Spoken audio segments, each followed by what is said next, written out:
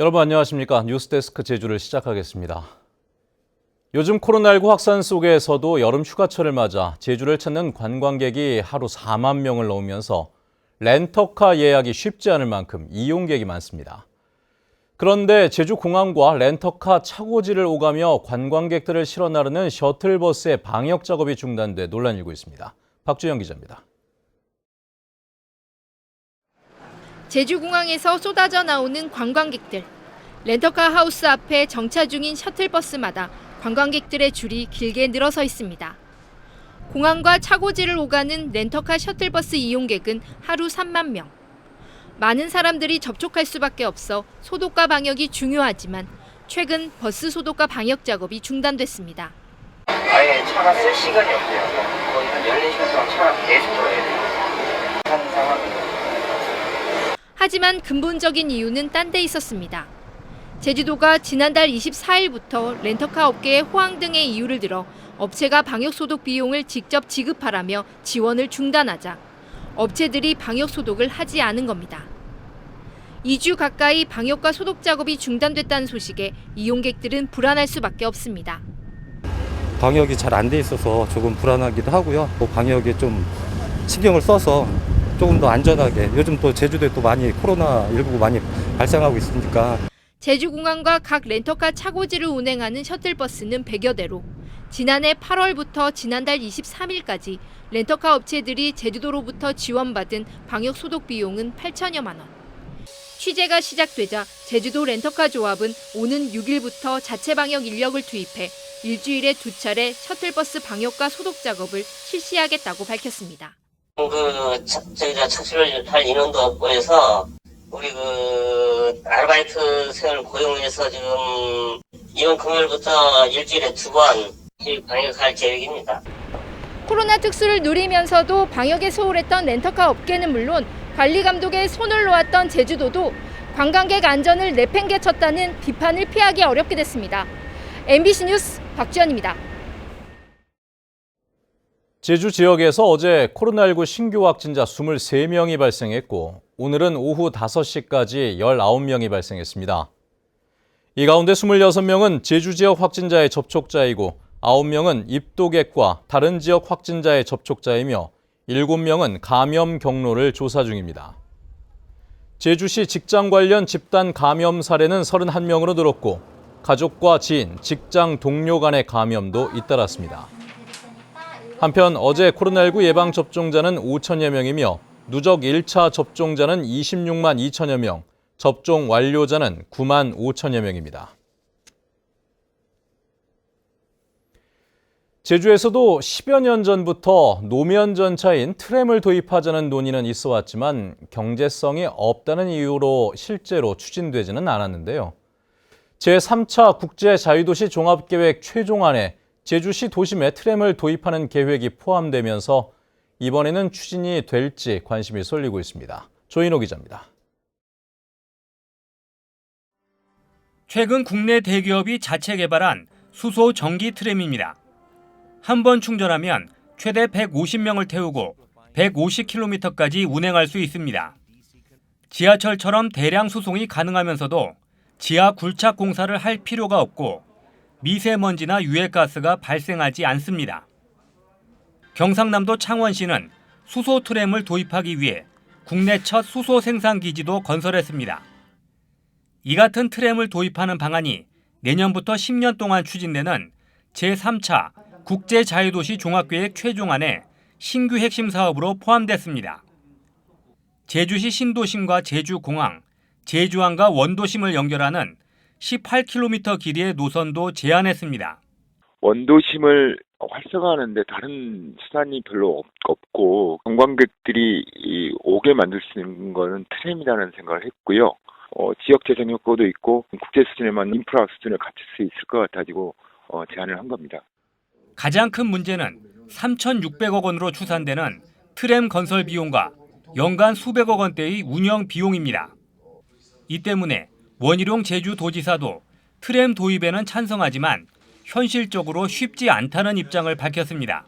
경제성이라든지 과연 그 트램 노선을 확보하기 위해서 기존에 있는 건물들이나 그 소유주들과 이해관계를 어떻게 할 거냐라든지 등등 너무나 많은 문제들이 있기 때문에 다른 급한 일들을 제끼고 하기에는 국제자유도시 계획 최종안은 트램 건설 비용의 50%는 국비로 지원받고 50%는 민간 자본을 유치하는 방안을 제시했습니다. 내국인 면세점에서 1조 원을 벌어들인 JDC가 참여하는 방안이 거론되고 있지만 국토교통부의 승인을 받아야 되는 데다 도심 교통이 더 혼잡해진다는 반대 여론도 만만치 않아 도의회가 최종 심의에서 동의할지 주목됩니다. MBC 뉴스 조인호입니다. 길을 걷다 보면 시각장애인들의 보행을 돕는 점자 보도블록을 흔히 볼 수가 있죠. 그런데 설치한 지 1년도 안 된 점자 블록이 뜯기고 떨어져 나가 오히려 시각장애인들의 안전을 위협하는 현장이 있습니다. 박혜진 기자가 취재해봤습니다. 인도 한가운데 노란색 점자 블록이 눈에 띕니다. 점자 블록을 따라 걷다 보니 블록들이 떨어져 나가 중간에 뚝 끊겼습니다. 다시 이어지는가 싶더니 떨어져 나간 블록들이 삐뚤빼뚤 엉뚱한 위치에 나뒹굽니다. 점자 블록을 따라 걷는 시각장애인들은 낭패를 겪기 십상. 저 입장에서도 가다가 끊어지면 상당히 난감할 것 같아요. 왜냐하면 이게 선인데 선이 중간에 끊어졌으니까 이게 케인으로 이렇게 딱 짚고 가도 중간에 끊어졌다 이었다 이게 어디까지 이렇게 되는지도 우리는 거리를 예측할 수도 없고. 그나마 멀쩡한 블록들은 볼라드 옆에 바짝 붙여 설치돼 되레 시각장애인들의 안전을 위협하고 있습니다. 이곳에 점자 블록이 설치된 것은 지난해 6월. 실내에서 사용하는 고무 재질의 유도 블록을 외부 인도에 사용하다 보니 1년 만에 뜯겨져 나갔습니다. 7월 11일경에 처음 봤고요. 한 2주 넘게 그렇게 봤어요. 빗물이 틈새로 들어가거나 차량 주행 등 강한 충격을 버텨내지 못한 겁니다. 이처럼 동사무소에서 설치한 유도 블록은 접착제와 나사로 붙여져 있어 쉽게 파손돼 아무렇게나 널브러져 있습니다. 국토교통부 장애인 안전시설 관리 지침에는 점자 블록은 충분한 강도를 유지하고 보행성과 내구성이 우수한 재료를 사용하며 실외용의 경우에는 일반적으로 콘크리트재를 사용해야 한다고 명시돼 있습니다. 먼저 철거 조치를 완료하고 그다음 이 구간하고 이 도로에 대해서 전반적으로 현황을 파악해서 좀 더 나은 개선 방안을 마련될 수 있도록 그렇게. 전국적으로 점자 블록 관련 민원 접수 건수는 지난 3년간 2,800여 건. 이 가운데 절반이 넘는 56%는 시공기 훼손돼 재설치를 요구하는 것들이었습니다.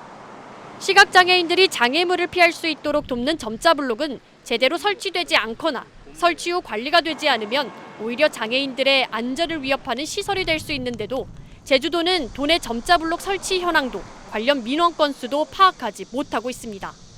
MBC 뉴스 박혜진입니다. 수돗물의 절반이 땅속으로 새는 것으로 나타났습니다. 제주도 상하수도 본부에 따르면 지난해 기준 1일 상수도 생산량은 45만 9천 톤인데 이 중 유수량은 22만 4천 톤에 그쳤습니다. 상하수도 본부는 올해부터 상수도 관망을 블록 형태로 구성해 유수율을 관리하고 비상시에는 단수 구역을 최소화하는 블록 시스템 설계 용역을 추진해 현재 46%인 동지역 상수도 유수율을 오는 2026년까지 75%로 높일 계획입니다. 제주도는 블록이 독립적으로 운영되는지 확인하기 위해 일부 지역에는 단수가 불가피하다며 도민들의 협조를 당부했습니다. 제주도가 기획재정부에 제주 지역 현안 사업에 대한 416억 원의 국비 예산 반영을 요청했습니다. 구만섭 행정부지사는 전남도청에서 열린 호남 제주 지역 예산협의회에서 제주관광진흥과 강정정수장, 수소 전기차 보급과 감염병 전문병원 예산 지원을 건의했습니다. 안도걸 차관은 제주가 코로나19로 관광산업이 침체돼 어렵다는 점을 알고 있고 강정정수장도 안전상 문제가 있어 적극 검토하겠다고 말했습니다. 제주도는 코로나19로 어려운 저소득층을 위해 1인당 10만 원의 추가 국민 지원금을 지급합니다. 지원 대상은 기초생활수급자와 차상위 계층, 한부모 가족 등 4만 700여 명이며 예산 40억 7천여만 원이 소요될 것으로 보입니다. 지원금은 가구 대표 1인 계좌로 오는 24일에 일괄 지급됩니다. 곶자왈에서 길을 잃었던 60대 부부가 드론 수색을 통해 극적으로 구조됐습니다. 그제밤 10시쯤 서귀포시 안덕면 화순 곶자왈 생태 탐방 숲에서 관광객 38살 정모 씨가 길을 잃었다며 119에 신고했습니다. 경찰과 소방당국은 이튿날 오전 인근 과수원을 발견해 먼저 숲을 빠져나와 도움을 요청한 정 씨 아내의 신고로 열화상 카메라가 장착된 드론을 투입해 수색 작업을 벌이다 숲에 혼자 남은 정 씨를 발견하고 아내와 함께 병원으로 옮겼습니다. 제주지방법원 형사 3단독 김연경 부장판사는 투자를 빌미로 내연녀와 내연녀 가족들로부터 돈을 받아 가로챈 혐의로 재판에 넘겨진 39살 김모 씨에게 징역 9년을 선고했습니다. 김 씨는 지난해 2월 내연녀 A 씨에게 자신의 대리석 납품 사업에 투자하면 매달 수익금을 준다고 속여 3,500만 원을 가로채는 등 2018년부터 2년 동안 내연녀와 내연녀의 가족, 지인 등 18명으로부터 20억 원을 받아 가로챈 혐의로 기소됐습니다. 뉴스데스크 제주였습니다. 여러분 고맙습니다.